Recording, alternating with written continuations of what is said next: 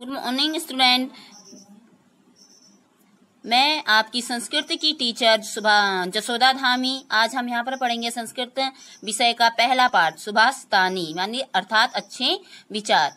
इसका पहला श्लोक है आपका पृथिव्याम त्रिरत्नानि जलमन्नम सुभाषितम मूणे पाषाण खंडेषु रत्न संज्ञा विधीयते।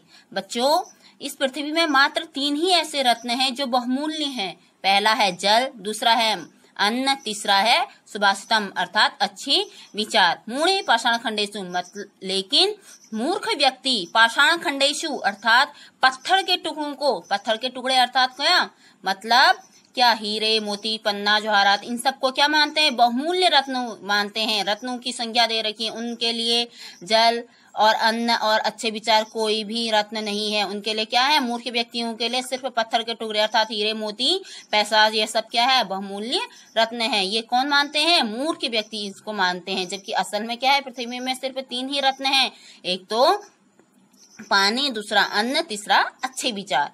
ठीक है बेटा, आया समझ में? देन नेक्स्ट श्लोक की ओर को बढ़ते हैं। सत्येन धार्यते पृथ्वी सत्येन तपते रवि सत्येन वाति वायुश्च सर्व सत्ये प्रतिष्ठितम। अर्थात क्या है? सत्य के कारण ही सत्येन धार्यते पृथ्वी, सत्य के कारण ही क्या है? इस पृथ्वी सत्य से ही इस पृथ्वी का धारण हुआ है। अगर यहाँ इस पृथ्वी में अगर सत्य नहीं रहा तो ये पृथ्वी क्या होगी? इसका विनाश हो जाएगा। मतलब सत्य के कारण ही ये पृथ्वी ने हम सबको क्या कर रखा है? धारण कर रखा है। सत्येन तपते रवि, सत्य के कारण ही सूरज अपनी रोशनी दे रहा है, गर्म हो रहा है, तप रहा है, जिससे हमें क्या है? ऊर्जा मिल रही है। ठीक। सत्येन वाति वायुश्च, सत्य के कारण ही क्या बह रही है? वायु। सर्वे सत्येन प्रतिष्ठितम यानी अर्थात जो हमारा पृथ्वी ने हमें धारण कर रखा है, तब सूरज गर्म हो रहा है और जो हवा बह रही है वो सब सर्वे सत्य प्रतिष्ठित, वो सब किसके कारण हो रहा है? सत्य के कारण। अगर ये सत्य में नहीं रहा तो न पृथ्वी हमें धारण कर सकती है, हमारा भार सहन कर सकती है, और ना ही सूरज तप सकता है, और ना ही वायु बह सकती है। अर्थात कुछ किस पे निहित है? हमारा सत्य पर ही निहित है। इसलिए हमें कहते हैं ना कि जब अगर असत्य हो जाएगा, अधर्म बढ़ जाएगा तो क्या है? पूरी पृथ्वी का विनाश हो जाएगा। अर्थात जब तक सत्य है तब तक ये क्या है? पृथ्वी ने हमें धारण कर रखा है, सूर्य तप रहा है, वायु बह रही है, ये सब किसके कारण हो रहा है? हमारा सत्य के कारण। ठीक।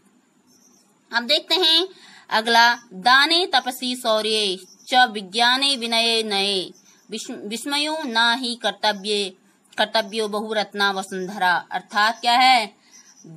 दान में, तप में, शौर्य में, अर्थात क्या है? शौर्य मतलब वीरता में, विज्ञान में क्या है? विनय नये मतलब क्या है? विनम्रता में, विस्मय ना ही कर्तव्यो बहुरत्ना वसुंधरा। हमें विस्मयो मीन्स होता है आश्चर्य। हमें इस चीजों पे आश्चर्य नहीं करना चाहिए। जो हम दान करते हैं, तपस्या करते हैं, वीरता है, विज्ञान जो नई खोज कर रही है, विनम्रता है, इन सभी में हमें आश्चर्य नहीं करना चाहिए कि अरे इसने ऐसा कैसे कर लिया, अरे ऐसा कैसे हो गया, ये इतना दानवीर किस प्रकार से हो गया है, इसके अंदर इतनी वीरता कैसे आ गई है, विज्ञान ने नए नए शोध कैसे कर ले हैं। ऐसी चीजों में हमें आश्चर्य नहीं करना चाहिए। क्यों? क्योंकि क्या करता ना ही कर्तव्य बहुरत्ना वसुंधरा, क्योंकि इस वसुंधरा अर्थात इस पृथ्वी में अनेक ऐसे आश्चर्य हैं, आश्चर्यों से भरे हुए रत्न हैं। इस पृथ्वी में अनेकों रत्न हैं जो क्या है? आश्चर्यजनक हैं, जो प्रकृति द्वारा हमें मिले गए हैं, जो प्रकृति ने ऐसे आश्चर्य हमसे जारा किए हुए हैं। देखिए, जो हीरा है सबसे क्या है? कीमती होता है। वो कहाँ है? कोयले की खान में है, कई सालों से पड़ा रहता है कोयले की खान में, तब जाकर वहां हीरा चमकता है। बिल्कुल काले की जगह, काले कोयलों की जगह हीरा चमकता है। क्या है वो? आश्चर्यजनक नहीं है? अरे हम लोग तो क्या कर रहे हैं? उन चीजों का दान कर रहे हैं। मनुष्य के द्वारा किया गया कार्य उतने आश्चर्य, मनुष्य के द्वारा जो भी कार्य किए जाते हैं उसमें हमें आश्चर्य नहीं करना चाहिए। क्यों? क्योंकि जो हमारी पृथ्वी है, हमारी पृथ्वी के अंदर तो ऐसे कई आश्चर्यों से भरी पड़ी हुई है। ठीक हो गया। अगला है सदृढ़ रेवे सहासीत सद्वीर कुर्वेत संगीतम सद्वीर विवादम मैत्री च नासर्दित कंचित दारयित। अर्थात क्या है? अच्छे व्यक्तियों के संग हमें उठना चाहिए, बैठना चाहिए, सदृ कुर्वीत संगीतम, अच्छे व्यक्तियों के अर्थात सज्जन व्यक्तियों के संग हमें बैठना चाहिए, सज्जन व्यक्तियों की हमें संगति करनी चाहिए। सदृ विवादम मैत्री च नासादि कंचिदार रेत, अर्थात हमें क्या है, विवाद भी हमें किसके संग करना चाहिए, अच्छे ही व्यक्तियों के संग, अर्थात जो सज्जन व्यक्ति हैं उनके साथ ही हमें विवाद करना चाहिए। विवाद का मतलब यहाँ पर झगड़ा नहीं है, अपने जो हम डिबेट करते हैं उसको कहते हैं कि, क्योंकि अब अगर हम अच्छे व्यक्तियों के संग डिबेट करेंगे तो हमें अच्छा ज्ञान प्राप्त होगा, लेकिन हम वही डिबेट या वही बहस हम दुर्जन व्यक्ति के साथ करेंगे तो क्या है, हमें कुछ सीखने को नहीं मिलेगा। हमें क्या सीखने को मिलेगा, गंदी बातें, गंदे विचार हमारे मस्तिष्क में घूमेंगे, हमें उन चीजों का भाव होगा। इसलिए क्या है, हमें अच्छे ही व्यक्तियों के संग बैठना चाहिए, अच्छे ही व्यक्तियों की हमें संगति करनी चाहिए और अच्छे व्यक्तियों के साथ हमें मैत्री मतलब दोस्ती और विवाद करना चाहिए। ठीक है, ना सर्दी, यानी कि हमें किसी भी प्रकार से बुरे व्यक्तियों के साथ उनका संगति नहीं करनी चाहिए, उन्हें उनका त्याग कर देना चाहिए। अगला है धन धान्य प्रयागेषु विद्याया संग्रहेषु च आहारे व्यवहारे च तक लज्जा सुखी भवेत, अर्थात क्या है, धन अर्थात रुपया पैसा जो भी है, धान्य प्रगेशु मतलब धन में, अनाज को खर्च करने पर क्या है, खर्च करने में कभी भी शर्म नहीं करनी चाहिए और विद्या को ग्रहण करने में कभी भी हमें क्या नहीं करना चाहिए, तकलज्ज सुखी भवेत, हमें कभी भी शर्म नहीं करनी चाहिए। किसको, धन को प्रयोग करने, धन को दान करने में और अनाज को दान करने में हमें शर्म नहीं आनी चाहिए। और विद्या का संग्रह, हमें क्या है, धन और रुपया पैसा अन्न का तो हमें दान करना चाहिए, जिसके इससे क्या होगा, हमारा यश बढ़ेगा। लेकिन वहीं जो विद्या है उसका संग्रह, उसे संग्रह मतलब उसे इकट्ठा करने में, विद्या को जितना ग्रहण कर सकते हैं, किसी भी व्यक्ति द्वारा कहीं पर भी मिले, हमें अच्छी बातों को, अच्छी चीजों को ग्रहण करने में शर्म नहीं करनी चाहिए। क्योंकि हमें क्या है, ये विद्या ऐसी चीज है जो क्या है, किसी भी व्यक्ति से हमें मिल सकती है, छोटे से छोटे व्यक्ति, बच्चे से भी हमें मिल सकती, बुढ़े व्यक्ति से भी हमें मिल सकती, जवान से भी मिल सकती, स्त्री से भी मिल सकती, पुरुष से भी मिल सकती है। यहाँ तक कि हम जिन्हें अनपढ़ बोलते हैं, जिन्हें अक्षरों का ज्ञान नहीं रहता, उनके पास भी हमसे ज्यादा ज्ञान रहता है, उनके पास भी बहुत सारी विद्याएं रहती है। इसलिए हमें उसे ग्रहण करने में किसी भी प्रकार की शर्म नहीं करनी चाहिए। आपको कहीं पर भी किसी भी समय एक विद्या अवश्य मिल सकती है, बस आपको उसे एकत्रित करने की क्षमता होनी चाहिए, उसमें कोई एकत्रित करने में शर्म नहीं करनी चाहिए।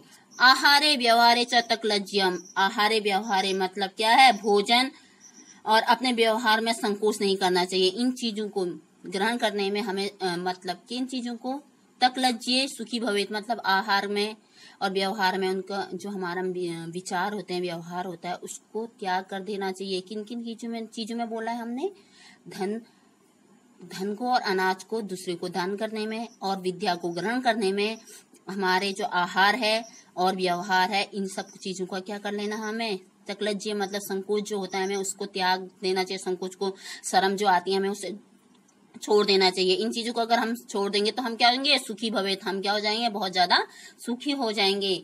हम व्यक्ति क्या हो जाएगा, उससे सुखी हो जाएगा। अर्थात क्या है, व्यक्ति अगर धन का त्याग करता है, अनाज का त्याग करता है, तो उसे ये करने में शर्म नहीं आनी चाहिए और विद्या ग्रहण करने के लिए उसे शर्म नहीं आना चाहिए। अगर इसके लिए हमें अपने आहार अर्थात भोजन और विचार को अगर बदलना पड़े तो उसके लिए भी हमें शर्म नहीं करना चाहिए। अगर हम इन चीजों को शर्म करेंगे, करना छोड़ देंगे तो हमारा क्या हो जाएगा, हम अत्यधिक सुखी हो जाएंगे। ठीक है, अगला है आपका क्षमा वशीकृते लोके क्षमया किम न साध्यते शांति खड़ग करे यश्य किम करिष्यति दुर्जना, अर्थात क्या है, क्षमा वशीकृते, जो क्षमा रूपी अस्त्र है, क्षमा अर्थात माफ करना, जिसे हम सॉरी बोलते हैं, ये एक ऐसा अस्त्र है बेटा जो सारे संसार में सबसे बड़ा अस्त्र है, सबसे बड़ी बात है। क्षमा के द्वारा ही हम क्या करते हैं, किसी भी व्यक्ति को अपने वश में कर सकते हैं, किसी भी व्यक्ति से हम मित्रता कर सकते हैं।